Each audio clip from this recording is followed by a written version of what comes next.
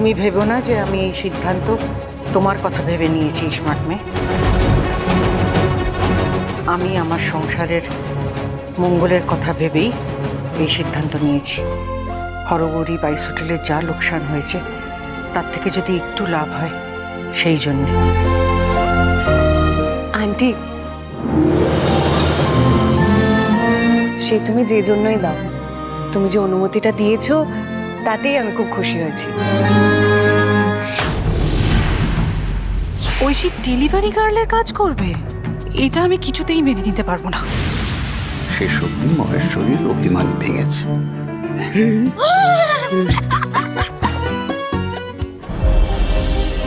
শোনো স্মার্ট মেয়ে, সংসার আর ব্যবসা একসাথে সামলানো কিন্তু চারটিখানি কথা নয়। নিজের ঘাড়ে এত বড় একটা দায়িত্ব নিচ্ছ, সামলাতে পারবে তো? কারণ শঙ্কর বাইস হোটেলের কাজ নিয়ে ভীষণ ব্যস্ত, সারাক্ষণ হেসেলে ও কিন্তু বেরোতে পারবে না। আর দিবাকর সদ্য একটা চাকরি পেয়েছে, ও তো কিছুই করতে পারবে না। ভাস্কর হয়তো মাঝে মধ্যে তোমাকে। না আন্টি, ভাস্করেরও তো কলেজ আছে, পড়াশুনো আছে। তাহলে আন্টি, তুমি ঠিকই বলেছ, এত বড় দায়িত্ব আমি কোনোদিনও নিজের কাঁধে নিইনি। তবে উনি যদি আমার পাশে থাকেন তাহলে আমি ঠিক এই দায়িত্বটা সামলে উঠতে পারবো। পারবে কি পারবে না সে তো সময় বলবে। বড় বৌমা সব কাজ করতে পারে কারণ সে অন্য।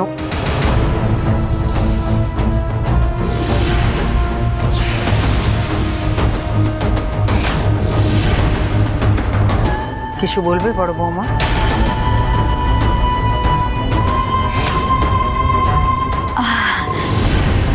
না মা, আমি বলছিলাম যে এটা কি ঠিক হবে, মানে বাড়ির বউ এইভাবে। স্মার্ট মেয়েকে বাইস হোটেলের টাকা ভরপাইয়ের কথা তো তুমিই বলেছিলে। কাজ যদি না করে টাকা ভরপাই করবে কি করে? আমি সেই সব বিবেচনা করেই। ওনাদের বিজনেসের সব দায়িত্ব কি আমার বোন একা নিয়ে রেখেছে নাকি? ওনারা কি পেয়েছে কি আমার বোনটাকে?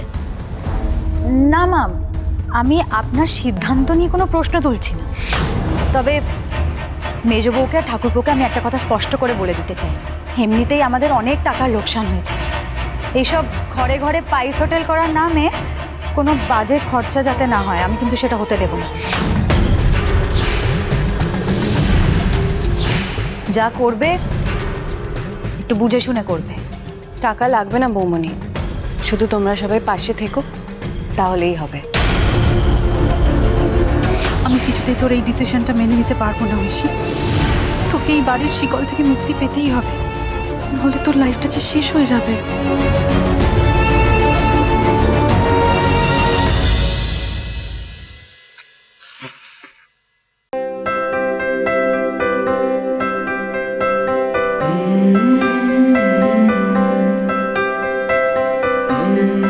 মনে রেখো, স্বামী স্ত্রীর সম্পর্ক প্রদীপের সলতে আর শিখার মতো। দুজন একে অপরের পরিপূরক, কেউ কাউকে ছাড়া চলতে পারে না।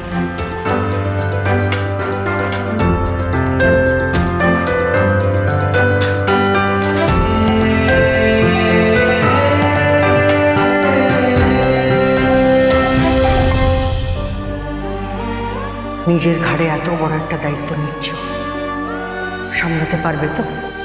অনেক বড় একটা দায়িত্ব আমি নিজের কাঁধে নিচ্ছি, সামলাতে পারবো তো?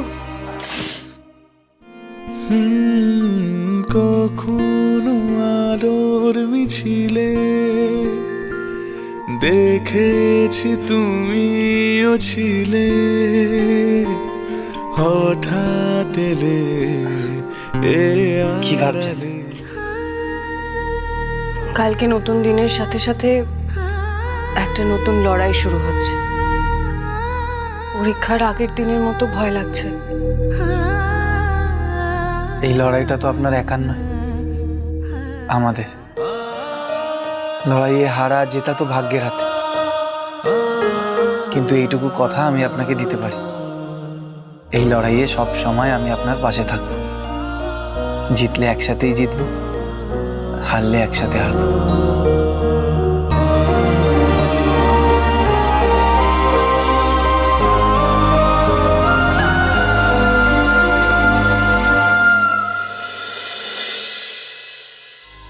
বাণী, শিউলি, ভাস্কর, পিকু, কি রে? এগুলো দাও। কি?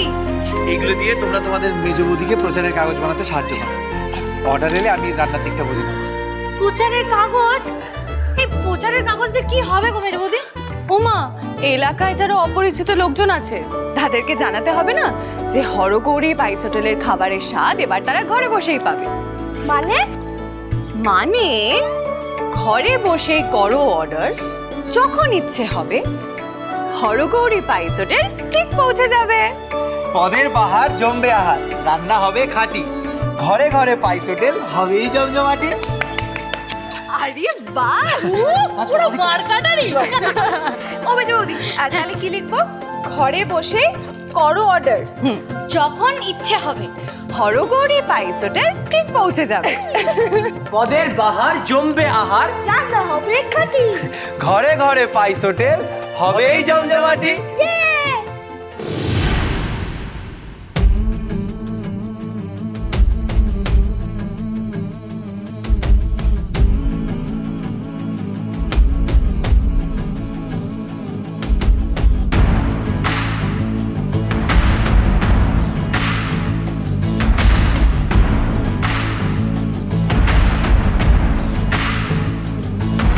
কিসের ডাকে পথে নেমেছি, কে বা ভবিষ্যৎ দেখেছি।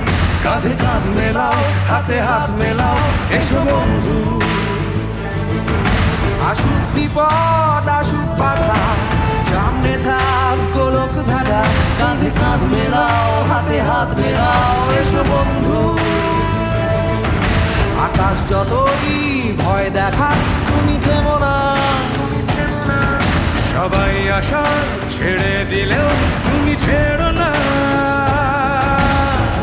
এসো মাসিমা, হরগৌরী পাইস হোটেল থেকে আমরা ঘরে ঘরে খাবার দিচ্ছি, ফোন করবেন।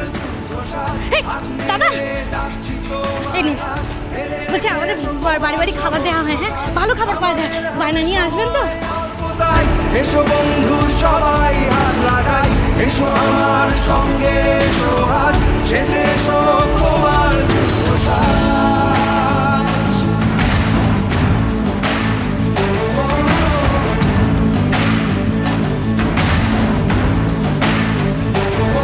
পাঁচটা আঙুল হলে একসাথে তাজমহল বানিয়ে ফেলি এক রাতে। কাঁধে কাঁধ মেলাও, হাতে হাত মেলাও, এসো বন্ধু। ভেঙে পড়ো না এত অল্পতে, পরিশ্রমের বিকল্প নেই। কাঁধে কাঁধ মেলাও, হাতে হাত মেলাও, এসো বন্ধু। আকাশ যতই ভয় দেখায়, তুমি থেমো না। সবাই আশা ছেড়ে দিলেও তুমি ছেড়ো না।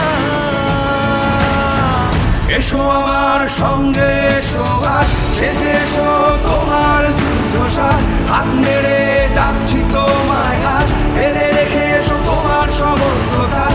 আমাদের হাতে সময় অল্প তাই, এসো বন্ধু সবাই হাত লাগাই। এসো আমার সঙ্গে এসো আজ, সেজে এসো তোমার যুদ্ধ সাজ।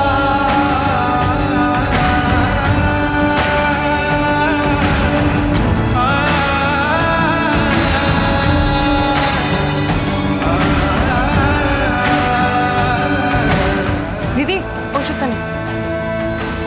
বলছে এই ভাস্কর,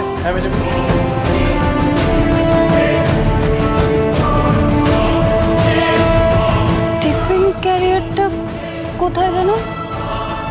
ঐশী শোন না, একটা আদ্যিকালের ভাতের হোটেল নিয়ে কি মাতামাতাই না শুরু করেছে এরা। ঐশী এইরকম একটা ব্যাকডেটেড ফ্যামিলির সাথে হাসি মুখে অ্যাডজাস্ট করছে কেন? ও চাইলেই তো নিজের লাইফটাকে অন্যরকম বানাতে পারে, ওর সেই ক্ষমতাও তো আছে। কিভাবে নিজের জীবনটা ওয়েস্ট করছিস ঐশী? কেন করছিস তুই এরকম? হরগৌরী পাইস হোটেল।